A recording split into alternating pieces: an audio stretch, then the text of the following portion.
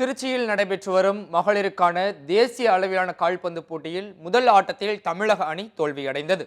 அடுத்தடுத்த ஆட்டங்களில் எழுச்சி கண்ட தமிழக அணி தொடர் வெற்றிகளை பெற்றது. இதுகுறித்து நமது செய்தியாளர் மகேஸ்வரன் தமிழக பயிற்சியாளர் முருகவேந்தனிடம் நடத்திய கலந்துரையாடலை இப்போது பார்க்கலாம். இந்த தேசிய அளவிலான பெண்கள் கால்பந்து போட்டியை பற்றி சொல்லுங்கள் சார். இது 21வது தேசிய அளவிலான கால்பந்து போட்டி. முந்திலாம் இது அகில இந்திய அளவில் மொத்தமாக நடத்துவாங்க. இந்த வருஷத்துலேருந்து 5 மண்டலங்களை பிரித்து அது தென் மண்டலத்தில் 5 அணிகள், அதாவது தமிழ்நாடு, கேரளா, பாண்டிச்சேரி, தெலுங்கானா, கர்நாடகா 5 டீம் வந்திருந்தாங்க. இது ரவுண்ட் ராபின் லீக்கில் நடக்கிற போட்டி. இதில் ஃபஸ்ட்டு 2 பிளேசஸ் வர பாயிண்ட்ஸ் அடிப்படையில் யாரும் ஃபஸ்ட்டு 2 வராங்களோ அவங்க அகில இந்திய போட்டிக்கு போவாங்க. அகில இந்திய போட்டி ஜபல்பூரில் வர 2ஆம் தேதியிலேருந்து 15ஆம் தேதி வரைக்கும் நடைபெறுது.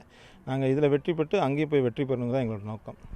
முதல் போட்டியில் பார்த்தீங்கன்னா சார், தமிழக அணி இந்த பாண்டிச்சேரி விளையாட்டில் தோற்று போனாங்க. அடுத்த 2 போட்டியிலையுமே ஒரு பிரம்மாண்டமான சூரூபமான வெற்றின்னு கூட சொல்லலாம். அந்தளவுக்கு எடுத்திருக்காங்க. எப்படி நம்ம வீராங்கனையில் நீங்கள் தயார் பண்ணீங்க? அதுக்கு அது இங்கே இந்த ஜேஜே கிரவுண்டு முதல்ல ஒரு சர்வதேச தரம் வாய்ந்த புல் மைதானத்தில் எங்களுக்கு கோச்சிங் கேம்ப்லேருந்து எல்லாமே இங்கே எல்லா ஃபெசிலிட்டிஸுமே எங்கள் பிள்ளைங்களுக்கு பண்ணி கொடுத்தாங்க. டீமை நல்லா ப்ரிப்பேர் பண்ணோம். ஒரு வாரம் நாங்கள் கேம்ப் போட்டிருந்தோம். அதாவது ஆப்போனன்ட் டீம்ஸை பற்றி எல்லாம் இது பண்ணிட்டு, ஏன்னா ஏற்கனவே ஆடினதான் பாண்டிச்சேரி ஒரு சிறந்த அணி தான். ஆனால் அவங்கள 2 நாளாக நாங்கள் சைக்கலாஜிக்கலாக அவங்கள ப்ரிப்பேர் பண்ணோம். நிறைய பேசினோம். அந்த பிள்ளைங்களை மோட்டிவேட் பண்ணதில் உண்மையிலே அவங்களுக்குள்ளான 100% எஃபர்ட் போட்டாங்க. அதுக்கு உண்டான ரிசல்ட் கிடச்சிருக்கு. தெலுங்கானா கூட 8-0 வின் பண்ணோம். இன்றைக்கி அதோட நல்ல சிறந்த அணி கேரளாவை 7-1 வின் பண்ணியிருக்கு. ரொம்ப சந்தோஷமாக இருக்குது பயிற்சியாளராக. தமிழகத்தை பொறுத்த வரைக்கும் கால்பந்தில் பெண்களுக்கு, வீராங்கனைகளுக்கு எந்த அளவுக்கான வாய்ப்புகள் இருக்குது? பெண்களுக்கான கால்பந்து கடந்த ஒரு 10-15 வருஷமாகவே நல்லா டெவலப் பண்ணிகிட்ருக்காங்க தமிழ்நாட்டில். STAT sports development authority of தமிழ்நாட்டில் ஒரு 3 இடத்துல மகளிருக்கு இப்போ ஹாஸ்டல் வச்சுருக்காங்க. அந்த ஈரோடு, திண்டுக்கல், நாமக்கல்லில் இருக்குது. அதில் ஸ்கூல் பிள்ளைங்களை நல்லா டெவலப் பண்ணுறாங்க.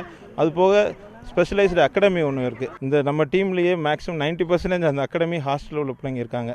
அதே மாதிரி அந்த +2 முடித்ததுக்கப்புறம் கல்லூரி அந்த பிள்ளைங்களுக்கு வாய்ப்பு வரணுங்கிறதுக்காண்டியே ஸ்போர்ட்ஸ் ஹாஸ்டல் ஆஃப் எக்ஸலன்ஸ் இருக்காங்க. இப்போ அதில் தான் இன்சார்ஜாக இருக்கேன். அதிலேருந்து 9 பெண்கள் இந்த டீமில் இருக்காங்க.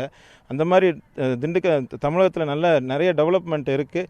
ஃப்யூச்சரில் தேசிய அளவில் இன்னும் நிறைய சாதிக்கக்கூடிய கொஞ்சம் பேர் தான் இதில் இந்தியா ஆடி இருக்காங்க. இவங்க எல்லாருமே சர்வதேச போட்டிகளில் விளையாடணுங்கிறது எங்களோடது.